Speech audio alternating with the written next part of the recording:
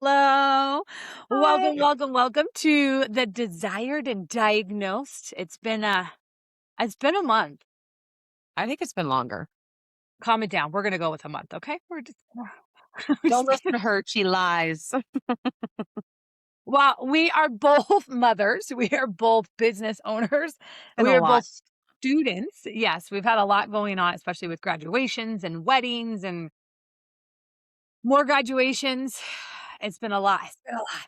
So, Yeah. let me introduce myself if you don't know who I am. My name is Tiffany Marie. I am your favorite sexual health coach. I give you all the tips and tricks to the bedroom fun for your relationships or by yourself. And Miss J next to me is your new favorite mental health coach. She is going to be soon a clinical mental health specialist. Certified. So, counselor. She's my counselor. She's been my counselor for years. I just never charged. She never paid me or charged me. I give her advice, which is A lot different. of advice. All the time. I tell her what not to do and then she ignores me anyways. I ignore everybody. I just do it anyways. All right. So today we wanted to track back. So we've had a couple episodes where we've talked about ED with men. We've talked about body imaging. We've talked about rejection. We've talked about a female orgasm, which is the pinnacle. We've talked about male orgasms. But one thing that we really wanted to kind of hit on, because we have a lot of female viewers, is menopause. Yes. We've actually had some people request it. A lot of people request it. And parents. So if you don't know, we are best friends. We have been best friends for a long time. And so we decided to take our normal conversations that we have, because we have pretty much normal conversations like this on a daily basis. And we decided to turn it into a podcast. And so you're going to get the sexual health side as well as the mental side too. And remember right off the bat, we are not medical professionals. We do not advertise or tell you that you need to do. These are just fun suggestions. And at the end of the day, we always recommend that you still reach out to a actual physician. If you are having any problems or concerns or ideas, they can help you furthermore. So with that being said, let's talk about menopause. Yeah. And All right. paramount. So menopause, I did some research on menopause. I had to do a little, just, I mean, I know a lot about menopause, but I had to do a little bit more. So menopause it used to be classified as 45 to 55 years of age is what a woman would start to go through menopause. And it's from when you don't have a period for 12 months. Mhm. That's when they would classify it as menopause. Now it's a little bit different because women are kind of spotting, they're having different things when it comes to the menopause. And so not everybody is identical to what they thought menopause was. So 45 to 55 is like the normal starting range. I have seen case studies where it's gone up until someone is 85 years old. And I've seen case ranges where it's gone lower into their 20s. So it just depends on your body. It depends on what's going on there. But basic menopause is losing estrogen. It's meaning that your eggs, when they are not hatching as much and you're not releasing enough estrogen, I feel like we're chickens. So your estrogen is low. Now, there are perimenopause, which is a new thing. It's not really a new thing, but it's new per se. Like people are talking more about Classically. perimenopause. Yeah. Yep, there's postmenopause. So menopause comes in a bunch of different forms. There are different side effects that you can see from sweats, night sweating. It can have irritability in your behavior, meaning that you get really moody and you just want to cut somebody or you cry for no freaking reason. You can have, there's a ton of different things. There's actually even irregular in your sleep habits. So if you become insomnia or you're having a hard time struggling at night sleeping, that is actually a sign of it too. Low sex drive, high sex drive. So there is kind of a fluctuation where it kind of goes up and down. Weight gain, weight loss are all part of menopause. So I kind of feel like when I think about menopause, I think of like, you're just a woman. Like it's going to happen to all of us, right? We're shredding our vaginal wall and our estrogen is just not kicking in. So it's going to happen a little bit different for everybody. I have tons of clients that have either lost their sex drive completely and they're like, I have none. And then I have other ones that are like, I'm so horny that I would hump the doorknob on the door. And I'm like, okay, let's get you some toys. This is a What do good thing you think for when Tiffany. you hear menopause? Well, I personally started experiencing it probably mid-30s. My period was totally screwed up, and, uh, and then I started having, like, really, really bad heavy flows, to where the point like, almost had to have a blood transfusion type thing, and they were just like, "This is perimenopause." So, that's when I experienced it, but I have equally heard that it's starting to become a normal, like, perimenopause is becoming very normal, for women, just typically starting in that, like, emotional, like, being overly sensitive and moody and cravings and the period being messed up. Feel like the later stuff when the hormones really get messed up is when people start talking about hot flashes and stuff. I didn't experience that actually until maybe, I don't know, I told you about it, maybe October or November of last Yeah. year, right before I turned 50. But I don't So think it's been a consistent thing, though. it wasn't. I was actually taking, like, over the counter vitamin estrogen, I forget what it's called, but it basically non-hormone related because I will get into that, but, um and it helped a little bit, but it was random. It was just like one day I was just having hot flashes like crazy, and I was like, "What is happening to me right now?" But the tricky thing is that, then you go to a doctor and you have your hormone levels tested and everything's completely fine, which I feel like is that whole perimenopause thing. Like, it's just not showing up yet, but you're still feeling the symptoms. Yeah, no, 100% with that. And I try telling, like, clients, like, it depends too, because you know how, like, some women will have hysterectomies. And Yeah. so I know, quite a few clients that have had, like, children, and then they automatically had to get a hysterectomy when they were doing a C-section with the baby because of something of complications. And so I always ask my clients, I'm like, "Did they leave you with an ovary?" So we normally have 2 ovaries, right? As long as you have 1 ovary, it will still produce eggs, which still help to produce your estrogen, right? Yeah. I think the part that happens is when the egg production slows down, that's when the estrogen stops, right? Or it slows down for a lot of people. And so I have some clients that completely have no ovaries, like everything was taken out, was completely gutted out. And then I have some clients who are like, no, my doc left my ovaries because he didn't want me to go into menopause. And Yeah. then they're in their 30s and they're still going through menopause. So I think a lot of it has to play with the type of food we eat too, Yeah. 'cause a lot of our food now is processed or it Yeah. has certain Packed ingredients in it. through all these chemicals and Yeah. hormones and Yeah, yeah. I think that plays a lot with, like, our hormones. I mean, I have my moments where I'm like, "Is this am I going through perimenopause or is this my autism kicking in?" Am I just Hmm. a bitch? Like, just not a bitch, I don't know. I think that's normal. Yeah. Well, I know when I had moved, well, before COVID, or like right as it was happening, my doctor was, concerned. I went to the hospital because I was just bleeding Mhm. uncontrollably, couldn't get it under control. And then they were like, we want to like go in and do an ablation to see if it'll help. And an ablation is where they actually kind of nuke your tummy, your uterus. So they go up there and they warm up this balloon and it pretty much just burns everything, and then they take it out. So you can't have kids anymore type thing. So you definitely don't, I think they're hesitant about doing it in your early 30s because people are like, I still want to have kids or whatever. I was done, obviously. So that was like a big factor. But then, COVID hit or whatever. So as soon as I had moved to North Carolina, the doctor that I saw, he mentioned that like we can do this. We can go in and do the ablation. This is the percentage rate of how it's going to work, the statistics, if it's going to work or not. If that doesn't work, we can do or you can do like what you said, we'll leave in your ovaries, take out your uterus, and that usually stops the bleeding type thing. Um, and I chose to do the ablation, and the ablation actually works. So there are options out there for those of our younger viewers who don't want to do that, or maybe they aren't sure if you know, Yeah.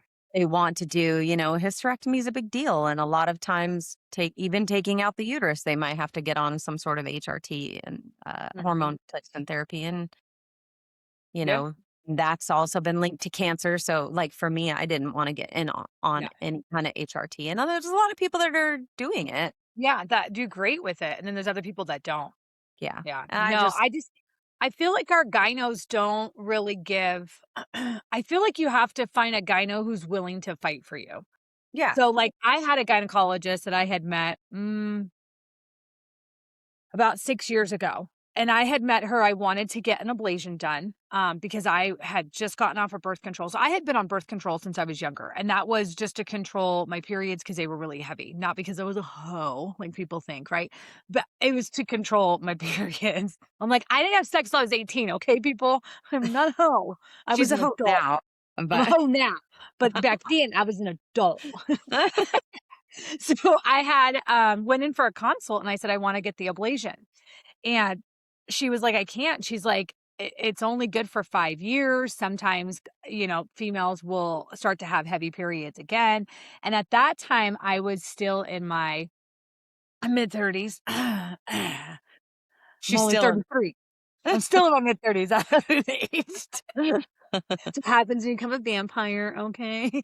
Um, so, she said, "No," and then I said to her, I said, "Well, I don't want any more kids. I'm done having kids." I'm like, "You could do a total hysterectomy. I don't care.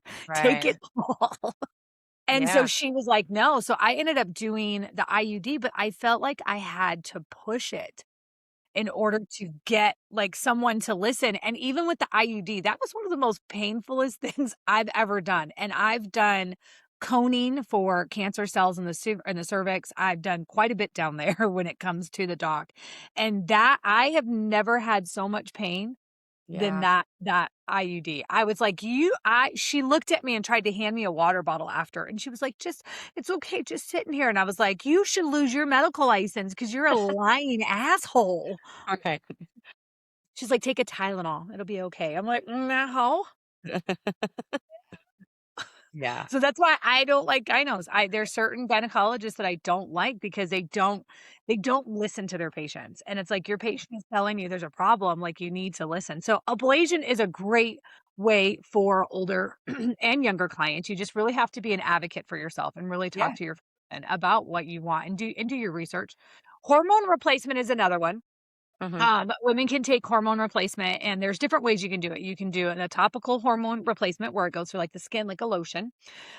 You can do injections, you can do pill form, but of course, all hormone replacements, because you're adding high doses of hormone back into the body, does have risk of cancer. And so I know that they talk about, oh, we've changed it throughout the years. My grandmother, unfortunately, got breast cancer from hormone replacement. That's how it started her whole breast cancer, lifestyle of that. I've had other clients that have gotten breast cancer or other types of cancer from it. And then I've had some clients that have been doing great on hormone replacement. It hasn't been that crazy. But I do love vitamins. I think vitamins that help produce your natural estrogen are really, really good. There are other ways of producing it too. Certain types of food can actually help with increasing estrogen too. So I always tell people try the most non-invasive way before you have to go invasive, right? Yeah, And I don't know. I don't know if I would take hormone replacement. I don't know if it would just be like I need hormone replacement so I'm not a bitch anymore. right, right. I don't know if that'll work. We're gonna need something a little bit stronger, like a It just tranquilizer. I think it just depends on how drastic it is for you, Yeah. like, if periods aren't that horrible, then you wouldn't need to worry about any kind of, you know, surgeries or, ablations or whatnot, but then you've got people who, like me, almost having to have a blood transfusion because of how much I've lost. Um, or for someone who, like, just cannot get their emotions in check, that might be an HRT thing. Mhm. Yeah. Also weight gain. People who have never had problems with weight before are all of a sudden ballooning up, and an HRT helps control that. Although GLP-1s are also being used to help that are not known to cause cancer, and um, at least in the uterus and the breasts. But it seems to be a little bit safer of an option, and because of that, it's helping with the weight, not only the weight loss, but then now the hot flashes too and stuff like that because, it's actually kind of flipping and like you're cold all the time, you know? And I So, even saw, somebody it even said when I was doing a little bit more research on it with menopause, even bladder control is also mhm, another sign of menopause, but not being able to hold your bladder or constantly, like, crossing your legs when you sneeze and stuff. yeah, So, there's a ton of different forms, and that's why I try telling clients, I'm like, "Everybody's a little bit different. Not yeah. everybody's gonna get the same identical symptom. It might be a little bit different." Excuse me. Bless you. Yeah. And Ugh, I'm allergic to bullshit. It's early. and menopause is bullshit. Yeah. Yeah. Yeah. We've been talking a lot about, the mood swings and stuff like that and how it affects our mood. So that's mental health, crossing over to that. And irritability is a big thing as well. I know that for me personally, things that never bothered me before because I am a super chill person, all of a sudden started to bother me, Um, even now, like, overstimulation never bothered me. There could be, I have 3 sons, so there would be a lot of chaos going on, or we'd be at a dance competition and there'd be all this stuff going on, and I'm just, like, totally, like, zoned and chill.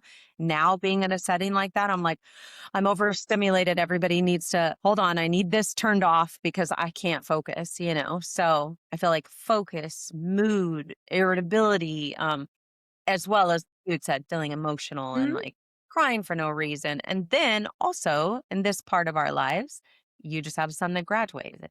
My son my baby graduated last year, so I've got 3 sons that moved out of the house, simultaneously within a couple of years of each other, um, and that on top of all of Mhm.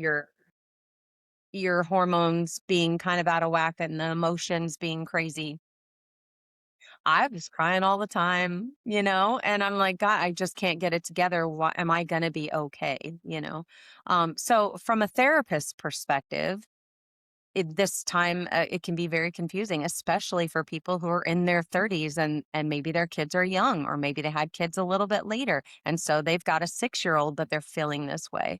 So then Right. they're like, is this something that I'm feeling postpartum stuff? And it could be, but there is also, if it's just an emotional thing that you're feeling, you can use antidepressants. You can turn to those type of things, but you have to truly advocate for yourself and not just be like, "Oh, okay, it's postpartum," or "I'm just feeling real emotional and I don't know what it is." Get your hormones checked out. Right.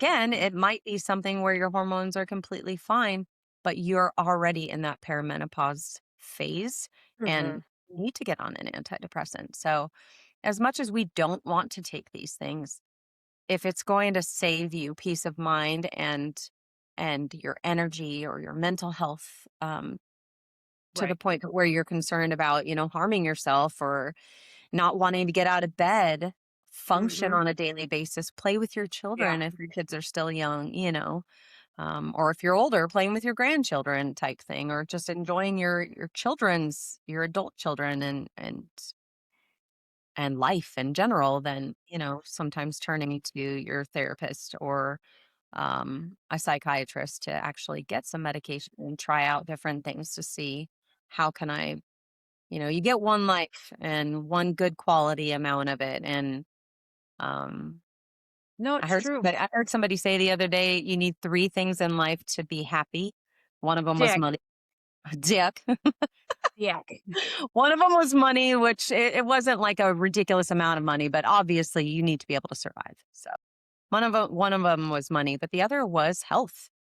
You know what I mean? Like, you have to have your health and that with your mental health. So, as women, I feel like we're just kind of taught to, like, we are supposed to juggle everything and we've got this. And we have it more than like men do. No offense to men, but like we've got it organized. We can handle it. We're okay. We're fine. But like sometimes we're Right. not. And Oh, yeah. sometimes we need help.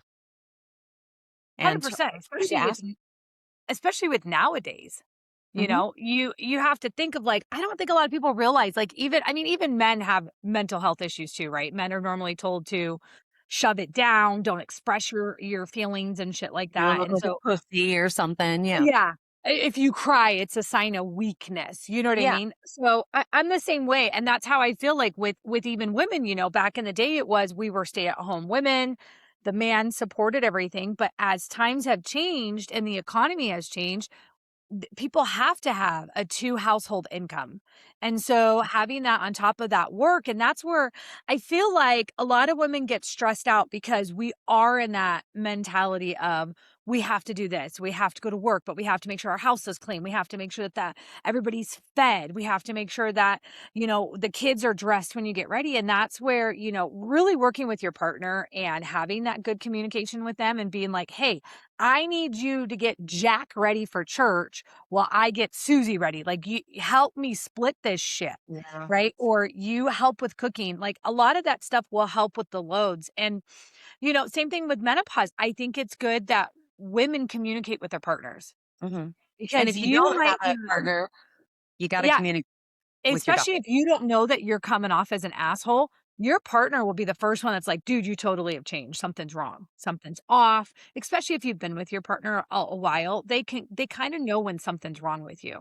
And so, I mean, there's nothing wrong with taking their suggestions and listening to your partners and hearing them out because I think that's the biggest thing I'm seeing right now is women in menopause are kinda shape shifting. Okay. They're becoming a whole different person and it's affecting their marriage and it's Yeah, affecting their partnership because they're not communicating with their partner. They're not telling them that something is wrong and they're not letting their partner know that these things are happening where it's starting to cause fights. It's starting to cause big issues and rifts. And I'm seeing a lot of couples in their older, like 50s and 60s getting divorced now yeah, because the husband's like, oh, she turned into a bitch. And I'm like, which is probably a menopause, my man.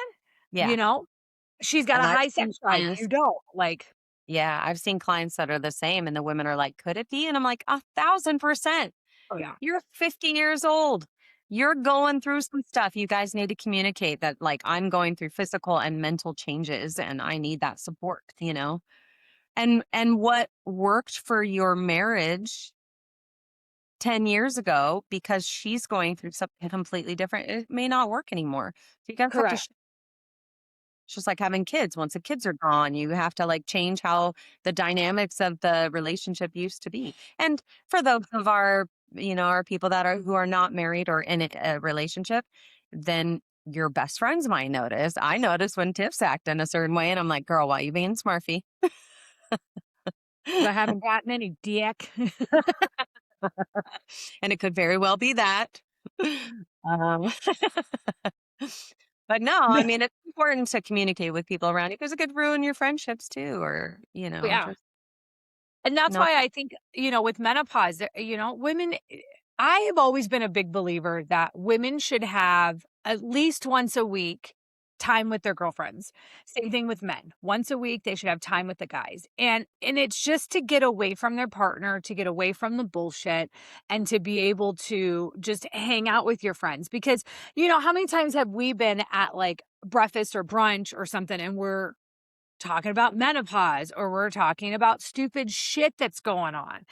Yeah. It just, I think it's a way of refreshing and sometimes reaching out to your girlfriends and telling them that you think something's off is a great way of hearing what other women are going through Yeah. because you might have a woman that is very similar to you. She might be having the exact same issues that you're having, and maybe she's trying stuff that's working, or vice versa. Maybe you're doing something that could work for her. With menopause, I think it's different. It works different for everybody. Not everybody has the same, it's kind of like an orgasm, right? Not every orgasm is exactly the same every single time. And so with menopause, it's the same thing. You might not get night sweats. You might not even get a low libido. You might just be a raging bitch. Yeah. That could be like your only thing. I would rather have no sex drive than be a raging bitch, Right. Yeah. right? 'Cause, we can fix the no sex drive. And and for those of you who have both, we're praying for You're your husband. fucked. You're fucked. You're probably getting a divorce. No, I'm just kidding. Uh, No. I or think just the big thing with one symptom. It could be just like all of a sudden you're feeling anxiety yeah. and panic attacks, and you're like, where did this come from?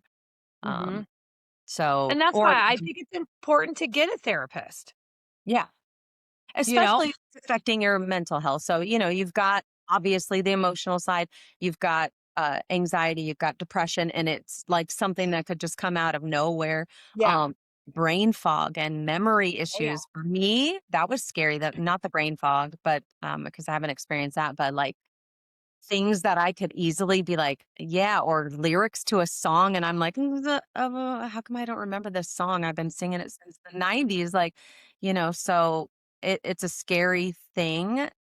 I think that us to normalize it as women of like it doesn't mean that I have dementia coming on, early onset, Alzheimer's. It's literally, you're not going crazy.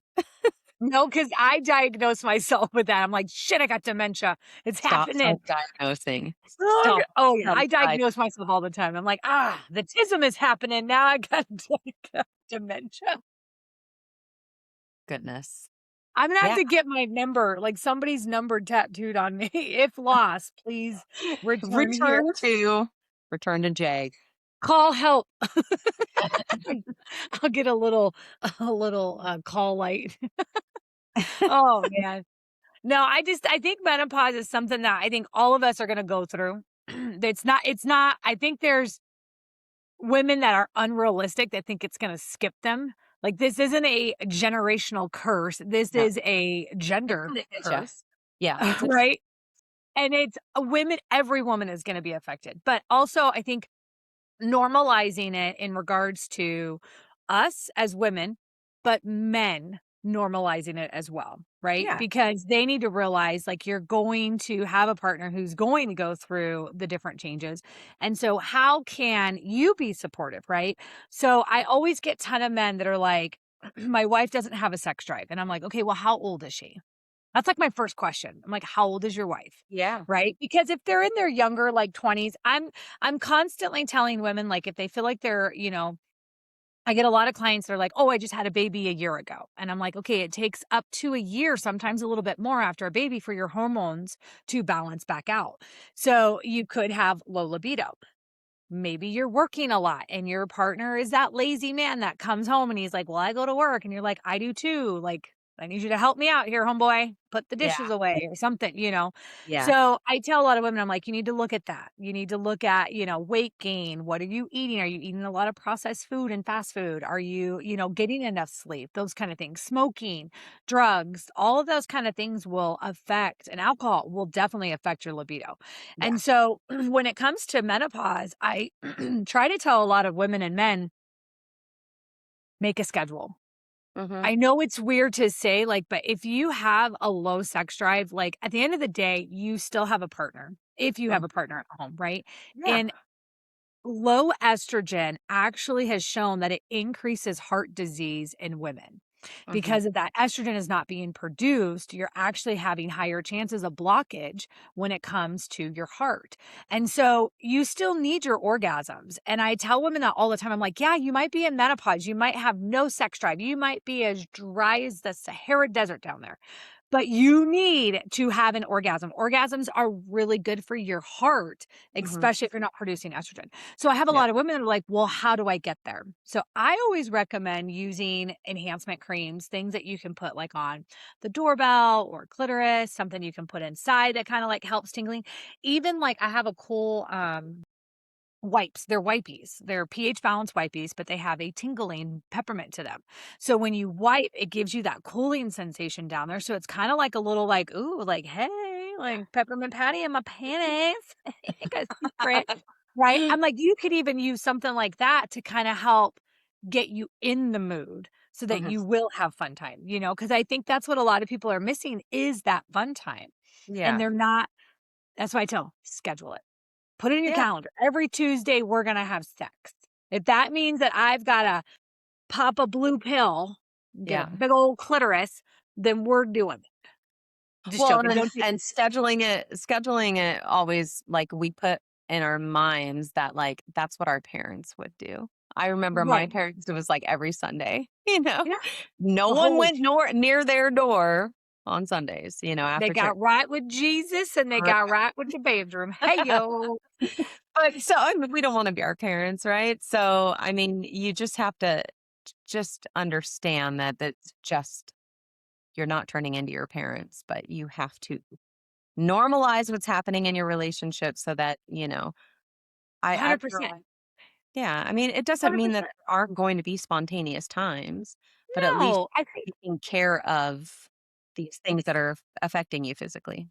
well, and that's what I think is a lot of people think, like, if they schedule it, it's a chore. And Mhm. I'm like, it can feel like that if you make it a chore. Yeah, Instead, make it something spicy where you put lingerie on. You make yourself feel good and feel sexy. yeah. Lingerie to me is never about a partner. It's always about you. It's how you feel in the outfit. Do you feel good and sexy in it? Does it turn you into like this whole like sex kitten thing? I mean, you put fucking ears if you want. I don't care. Does it make you feel like you're a dominatrix? Like you're going to beat the shit out of your partner? Please don't hate your partner, we don't condone that. But I'm just saying, you know what I Yeah, mean? Like, it makes you feel good, which helps put you in the mood. And so I tell a lot of clients, I'm like, "You need to schedule it." If you have a low drive, schedule it because in this way you can prep ahead of time. You can put on enhancement creams, you can get your lubes out, you can maybe grab some toys that'll help with the bedroom time. Because if you have a partner and you are not taking care of your needs of your partner, our partners will end up cheating. yeah. I mean, they cheat for And any then fucking just reason, but I'm just just saying, they could cheat just yeah. just to Um, cheat. Yeah, I'm saying what's at the end of the day, sometimes not being able to do things sexually in the bedroom can cause a big tension in there, which yeah, can leave it open to something like that, right? yeah, And so if 1000%. you wanna keep your partner, I mean, if you like your partner, keep them. I mean, we don't, we can get a new one. It's wanna fish in the sea. Except dating is very hard at this age. Yeah. Mhm, mhm. Yep, yep, yep, yep, yep. That should be we should talk about dating and that should be an Dating and episode for us. oh, no, no dating. I'm good. People sick. I think that when you get older, I think in your older-ish years and dating, I think it's a little bit different. And dating's not like what it used to be. It's not. Oh, before social media was very different, and now it's just like Yeah. there's no hiding. Like there's you can be found on there, so there's a lot of Yeah. information that's out there. You get to know people too quickly, and Yeah. from another perspective, there's just too many options out there then, right? Yeah. Especially when it comes to like dating sites, then you know that you're not the only person that someone's not pursuing you because they're like, "Oh, I want to settle down and I'm trying to find someone who wants to settle down with me." It's like, "Well, I don't know if I want to settle down because this person just wants to sleep with me and this person is fun for this and this person's fun for this, but all this one I'm working on." And it's just like It's too got much. too many balls in the air, and then the value, literal Wish I had balls, balls in the air. a literal I va so the value of yeah. dating is just crap. I think if people were to put in their goals as much as they put in their roster, they'd probably be well more off financially. Yeah. I'm like, "You're so busy juggling women, you can't even juggle your fucking finances." Let's start Yeah. there. Why don't you take Mhm. care of yourself and make yourself like a valuable asset for me to wanna be with? Yeah, instead, it's like, "What do you bring to the table?" I bring a whole house, homeboy. What do you bring? Yeah, Your exactly. mom's apartment. This is why I'm not nice. Yeah. Ugh. But yeah, no, I think menopause too.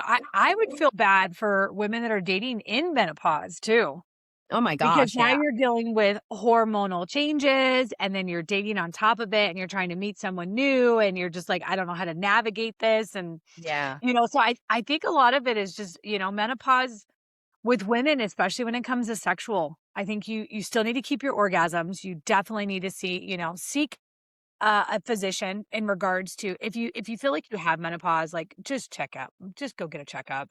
Yeah. Your Well, gynecologist is normally the eh person that'll tell you. yeah, and so let's talk about, like, all the symptoms that you could possibly be feeling. Let's just name them off. Man, so hot flashes is like the first one, right? So random hot flash, you could be in a room that's cold and then all of a sudden it gets like super hot and you're like fanning yourself because it's that hot, right? So Yeah. hot flashes, night sweats. Yeah. are another one. You wake up in a dead night Wake up. sweat.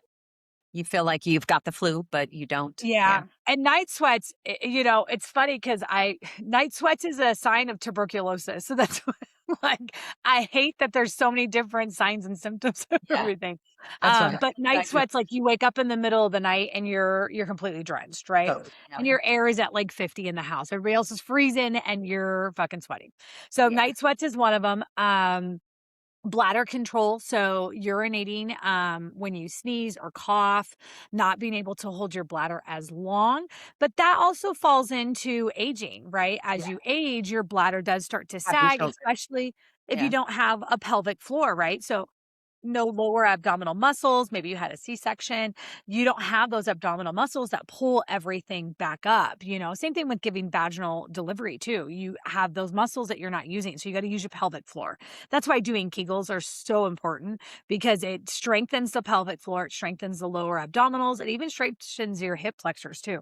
So learning to control that, 1, will stop you from peeing yourself. 2, it'll stop you from urinating when you sneeze, laugh, cough, trampolines, any of that.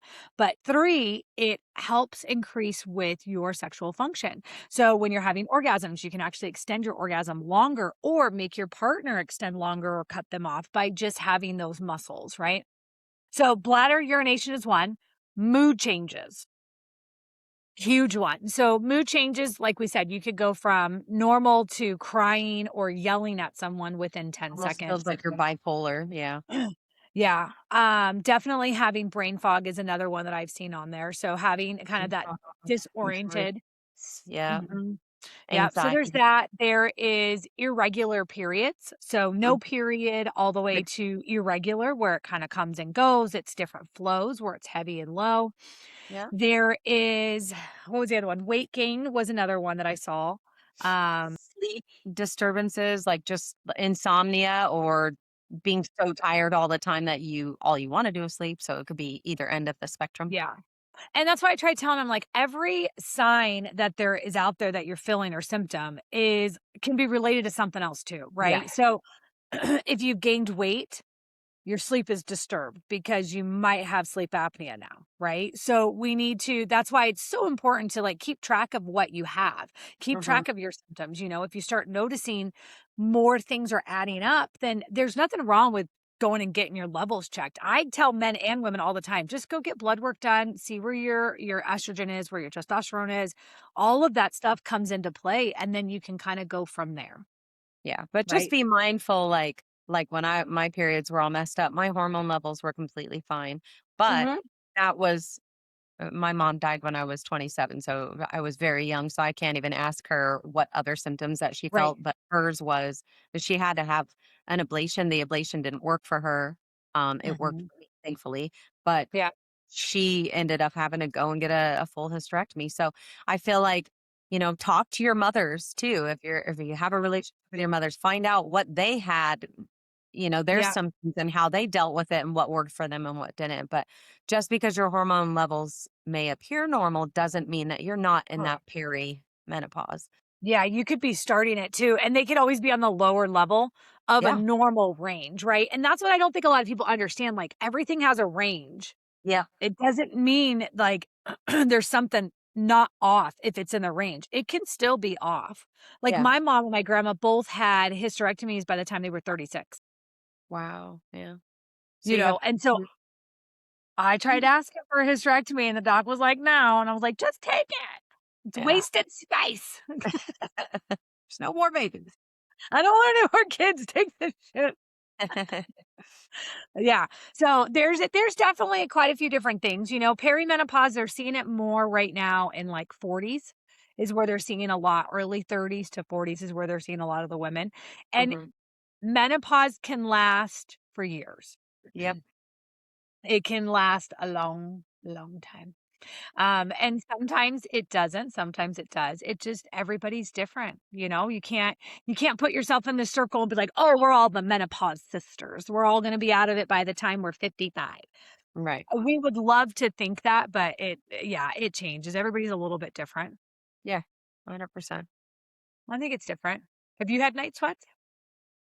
That was like one of the biggest things for me. aside from once I got the ablation, I was completely fine, and then just The night night sweats sweat. hit at the end of last year, and I was like, "What is this madness? What what is this?" Because I woke up and I thought I had the flu, Right. and I got up and I was like, "Oh my gosh," like, I let me check my temperature and stuff. I'm like, Mhm. "What is going on? I feel sick." But, and it lasted like a week, and then it went away, and I would have hot flashes kind of throughout the day too, just random. Yeah. That could Um, have been the hormones balancing out. yeah. But I will say that, the way to fix a lot of the things that we experience is through our gut and changing nutrition. Making that entire change, losing weight will definitely help. Oh, And yeah. if you have to use, an HRT, I have a friend that's on HRT and she swears by it and she lost weight and she said she feels better than she's ever felt in her life. And that's great. Others might have to use a GLP-1 and other Yeah. people might want to just do it as naturally as they can. But if your hormones are out of whack, that may not be an option. But, Yeah. talk to your doctors, talk to your mental health people too. And, Yeah. find out what it is that's gonna help you. Don't just live with it. Don't just be like, "Okay, this is what No. it is." Like, try to give yourself the best quality of life. But by changing, especially my gut and what I was putting in, I haven't had night sweats since the end of December, so That's a good thing, though. That's what I don't think a lot of people do is look at what they need to look at what they're eating. yeah. 'Cause everything now that we eat, I mean, I don't know, I'm that weird person that, like, I'll see stuff that, like, what we have in America and what the UK has, Yeah. and there are ingredients that the UK does not like, it's Yes, forbidden correct. in their Yeah. food. Don't get Mhm. me wrong, UK, they still have some fat people, just like us, us US people got some Like chunkies, this. okay? Yeah. We all are a little thick everywhere, okay? It Right. don't matter, I've seen chunky all over the world. But our But obesity is, like, big on, like, what's killing Americans versus, like, the over there. Well, and Brian and I are gluten-free, we both have, like, massive intolerances to it, but when we went to Europe last year, we could eat everything, and we lost weight from being out there, they and have gluten? no. It's whatever they're putting in their flour and stuff like that that does I mean, if they do, it's like small traces. If we were celiac, it might be a completely different story, but the intolerance of, like, his is, like, his gut and it swells up and it is excruciating gas pains and stuff like that where he's, like, doubled over in pain, and me, my arthritis was, like my hands were swollen, I couldn't Yeah, even, you're like, flaring. close my fingers. But being out there, we could eat whatever we wanted, had no reaction at all. So, it is definitely in the foods Yeah. we have here, but just even just making healthier choices, like, we have to take care of our bodies because it's directly connected to all that. 100%. Same thing like when I went to Brazil. That's all they do is eat bread out there. That's why all them girls got big old booties and bread and it's good fucking bread though. But I didn't gain any weight when I went to Brazil. Yeah. I kept the same weight. And their food eating is a little bit different. So they eat a small breakfast, they eat a very big lunch, and then a Mhm. small dinner. Yeah, So, but there's bread at every damn meal. I was like, "Man, I feel like Brazilians and Italians are so close. We just yeah. all wanna eat bread." But it's natural, like, healthy ingredients, 2 ingredient recipes and stuff like that where it's just like, well, this just came from the ground and, we And I think a lot of our food does mess with our hormones, and I think that is also, like, kinda I don't know, you've seen, like, some of these kids where, they're, like, 16, 17 years old looking like they're 23 with a full beard. You're like, "What the yeah. fuck?" Or It's an all 11 year looking like a 19-year-old, right, it's and all all of the hormones. It's yeah, it's the stuff that's in our food, the processed stuff and the chemicals. It's aging and it's doing things, and that's why I think a lot of times I tell people, look at your environment first. Look at what you're eating, look at your stress level, look at your sleeping yeah, levels, how are you eating? What are you eating? How often are you eating? I mean, I have a ton of people that only eat like once a day. yeah. I'm like, you're not going to live off of that. Yeah, no, because their Water, not cortisol food. what is it? Cortisol Your levels? cortisol levels will increase Yeah, big totally time. screws up when you guys do stuff like that. I don't eat until 1 and I just have a cup of coffee." You're screwed. Mhm. Like, you have Yeah, to take better care of yourself. 100% on that. But I think too with like menopause, I think a lot of women feel like they're going into perimenopause and they're not. Mhm, It's just from their environment. They're overstressed, they're overworked, they're not, people are living for just the weekend mhm. instead of actually living. Like that job is going to be there tomorrow and they don't care if you came in or not because they can replace you just as fast as they found you. So take the freaking vacation or use your PTO. Yeah, self-care is really important. I mean, it ties obviously into our mental health, but when you're going Yeah. through menopause or Mhm. you have to give yourself grace and you have to take care of yourself. Yeah. No, 100% on that. I agree with that. All right. Thank Well, I you. think it was a good talk about menopause, perimenopause. Your Yeah, vagina is not falling off. Your hormones are completely normal when you want to stab somebody and then smile at them the next minute. That's normal. That's menopause. Welcome. But, I would say at the end of the day, if you feel like you're having and you're struggling with stuff, like definitely reach out to a provider and kind of talk with them, see if you can get some stuff checked out. Even vitamins are great. yeah. Ashwagandha, I take that shit for hormones. I take that Hormoy for my fucking somebody up mood suppressant.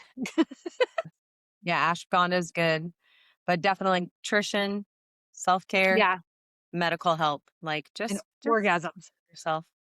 Yep, orgasm. Talk to Tiffany Orgasms. about some toys. They fix everything.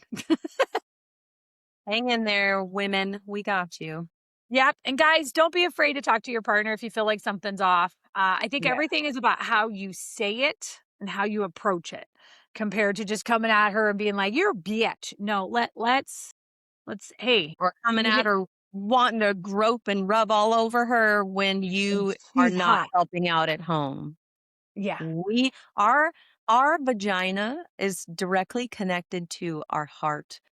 So if you are not behaving or helping, we don't Just wanna do the have dishes. anything to do with you.